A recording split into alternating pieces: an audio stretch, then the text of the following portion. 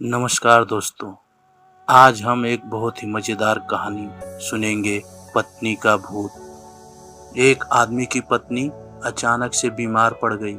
मरने से पहले उसने अपने पति से कहा, मैं तुमसे बहुत प्यार करती हूँ, तुम्हें छोड़कर नहीं जाना चाहती। मैं नहीं चाहती कि मेरे जाने के बाद तुम मुझे भुला दो और किसी दूसरी औरत से शादी करो। वादा करो कि मेरे मरने के बाद तुम किसी और से प्रेम नहीं करोगे, वरना मेरी आत्मा तुम्हें चैन से जीने नहीं देगी। और इतना कहकर वो चल बसी। उसके जाने के कुछ महीनों बाद तक उस आदमी ने किसी दूसरी औरत की तरफ देखा तक नहीं। पर एक दिन उसकी मुलाकात एक ऐसी लड़की से हुई जिसे वह चाहने लगा। बात बढ़ते बढ़ते शादी तक आ गई और उनकी शादी हो गई। शादी के ठीक बाद आदमी को लगा कि कोई उससे कुछ कह रहा है। मुड़कर देखा तो वो उसकी पहली पत्नी की आत्मा थी। आत्मा बोली, तुमने अपना वादा तोड़ा है, अब मैं हर रोज तुम्हें परेशान करने आऊंगी। और इतना कहकर वो गायब हो गई। आदमी घबरा गया, उसे रात भर नींद नहीं आई। अगले दिन भी रात को उसे वही आवाज सुनाई दी, मैं तुम्हें चैन से जीने नहीं दूंगी। मैं जानती हूँ कि आज तुमने अपनी नई पत्नी से क्या क्या बातें की। और उसने आदमी को अक्षरशः एक एक बात बता दी। आदमी डर कर कांपने लगा। अगले दिन वह शहर में बहुत दूर एक जैन मास्टर के पास गया और सारी बात बता दी। मास्टर बोले, ये प्रेत बहुत चालाक है। बिल्कुल है, तभी तो मेरी एक एक बात उसे पता होती है। आदमी घबराते हुए बोला।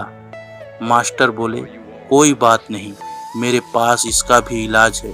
इस बार जब तुम्हारी पत्नी का भूत आए तो मैं जैसा कहता हूँ तुम ठीक वैसा ही करना।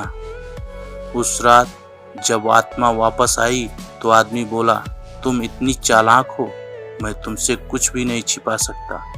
और जैसा कि तुम चाहती हो, मैं अपनी पत्नी को छोड़ने के लिए तैयार भी हूँ। पर उसके लिए तुम्हें एक प्रश्न का उत्तर देना होगा, और अगर तुम उत्तर न दे पाई तो तुम्हें हमेशा हमेशा के लिए मेरा पीछा छोड़ना होगा। पत्नी का भूत बोला, मंजूर है, पूछो अपना प्रश्न। आदमी ने फौरन जमीन पर पड़े बहुत सारे छोटे छोटे कंकड़ अपनी मुट्ठी में भर लिए और बोला, बताओ मेरी मुट्ठी में कितने कंकड़ हैं। और ठीक उसी समय भूत गायब हो गया। कुछ हफ्तों के बाद वो एक बार फिर से जैन मास्टर के पास उनका शुक्रिया अदा करने पहुंचा। मास्टर, उस भूत से मेरा पीछा छुड़ाने के लिए मैं जीवन भर आपका आभारी रहूंगा। आदमी बोला, पर मैं ये नहीं समझ पाया कि आखिर उस प्रश्न में ऐसा क्या था कि एक झटके में ही भूत गायब हो गया। मास्टर बोले, बेटा, दरअसल कोई भूत ही नहीं था। मतलब? आदमी आश्चर्य से बोला, हाँ, कोई भूत था ही नहीं। दरअसल तुम्हारी शादी करने की वजह से तुम्हें एक अपराध बोध महसूस हो रहा था, और उसी वजह से तुम्हारा दिमाग एक भ्रम की स्थिति पैदा कर रहा था, तुम्हें भूत का अनुभव करा रहा था। मास्टर ने समझाया।